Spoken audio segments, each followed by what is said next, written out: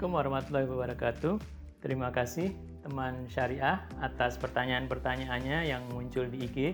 Pertanyaannya luar biasa, banyak sekali. Jadi di situ menunjukkan minat yang luar biasa untuk mengetahui lebih jauh tentang dana syariah. Jadi saya ucapkan sekali lagi terima kasih.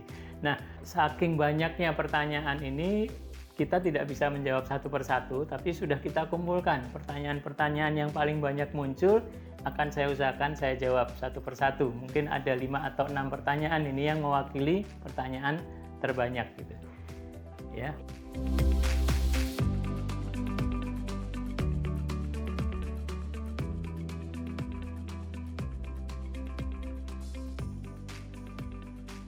Mengenai pajak, memang kita sebagai warga negara Indonesia punya kewajiban untuk mengeluarkan pajak ya. Selain kita juga sebagai umat muslim juga punya kewajiban berzakat ya.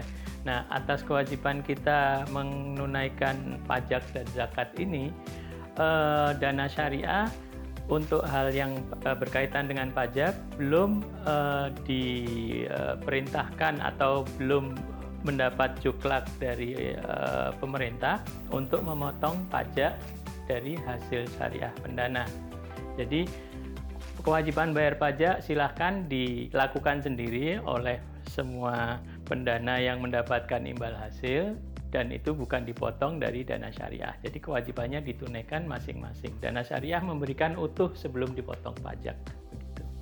Kemudian mengenai apakah hanya di bisnis properti, sebetulnya awal-awal dana syariah muncul tahun yang lalu kita sempat mendanai di luar properti.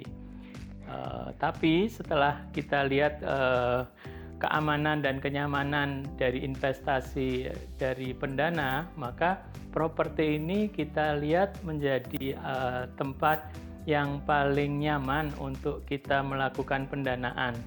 Karena properti punya sifat-sifat kelebihan, diantaranya tidak bisa berpindah, kemudian sebagai agunan properti itu nilainya dari waktu ke waktu naik. Jadi kita akhirnya fokus hanya di bidang properti. Begitu.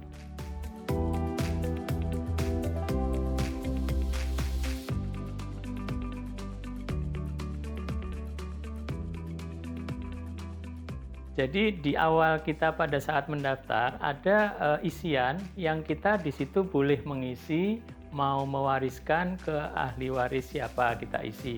Tapi seandainya pendana pada saat menjadi member registrasi itu tidak mengisi atau mengosongkan itu, dana syariah memang secara syariat punya kewajiban meneruskan manfaat atau imbal hasil yang diperoleh oleh pendana ke ahli waris yang sah. Nah, ahli waris yang sah itu ya sesuai dengan ketentuan pemerintah yang biasanya setiap kali ada kejadian meninggal itu ada ahli waris yang sah yang secara dokumen dikeluarkan oleh yang berwenang gitu. Nah, atas dasar itu dana syariah punya kewajiban. Jadi tanpa harus diisi dari sekarang.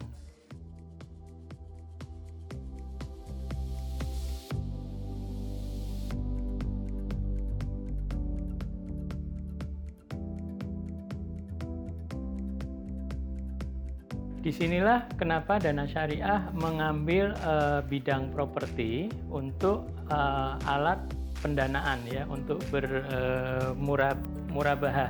Karena bidang bisnis properti ini adalah bidang bisnis yang menjanjikan keuntungan yang besar.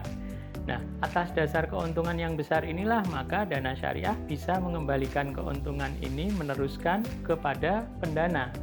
Nah, beda dengan halnya deposito. Deposito biasanya tidak hanya satu bidang bisnis, dia campuran. Mungkin bukan hanya properti, tapi bidang bisnis yang lain-lain ya.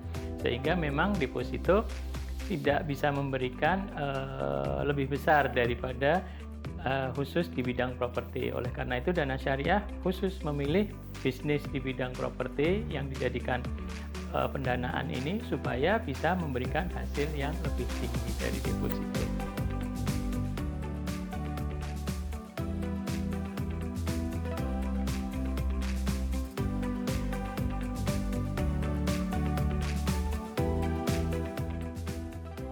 Nah, disinilah bagusnya pemerintah ya, regulator, dalam hal ini OJK. OJK itu mewakili pendana untuk mengamankan dana-dana yang ada di fintech termasuk dana syariah supaya dana masyarakat ini aman. Nah, untuk bisa aman itu kita di pelaku seperti dana syariah ini diwajibkan untuk memenuhi aturan yang sangat banyak yang intinya itu untuk kenyamanan dan keamanan dana. Nah, untuk bisa memenuhi itu memang ternyata tidak mudah gitu kan. Jadi alhamdulillah kita sampai saat ini sudah terdaftar, dan untuk naik lagi ke berizin dibutuhkan persyaratan-persyaratan yang sekarang pun kita sudah menjelang finish, hampir selesai persyaratan itu semua, sehingga insya Allah tidak lama lagi kita juga sudah naik ke status berizin gitu.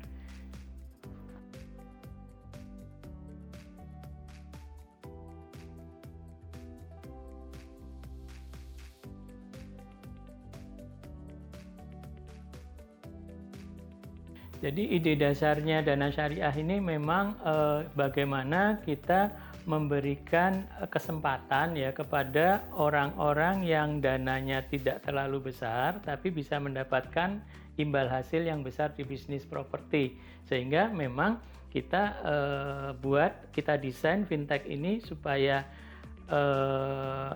pendanaan ini imbal hasilnya bisa dinikmati oleh orang banyak dan minimal dengan 1 juta gitu ya. Tapi kalau ada pendana yang ingin memiliki propertinya, itu bisa berhubungan langsung dengan kita sebetulnya, dan itu bukan tidak ada, sudah ada beberapa yang begitu. Jadi pada saat kita tayangkan pendanaan untuk satu proyek properti rumah gitu ya, kita juga secara tidak langsung ada yang minta untuk membeli seutuhnya, dimiliki sendiri, itu juga bisa. Dan itu sudah terjadi gitu. Nah, hanya saja memang kita kalau di website atau aplikasi itu membuat itu bisa diikuti oleh orang walaupun hanya dana 1 juta supaya yang ikut bisa lebih banyak gitu. Jadi bukan tidak mungkin itu bisa dimiliki oleh pendana seutuhnya satu proyek gitu. Terima kasih teman syariah atas pertanyaan-pertanyaannya, dan saya tetap menunggu pertanyaan-pertanyaan berikutnya. Insya Allah selalu akan saya sempatkan untuk menjawab, karena pertanyaan-pertanyaan ini juga bisa menjadi informasi yang penting buat teman-teman kita yang lain. Terima kasih.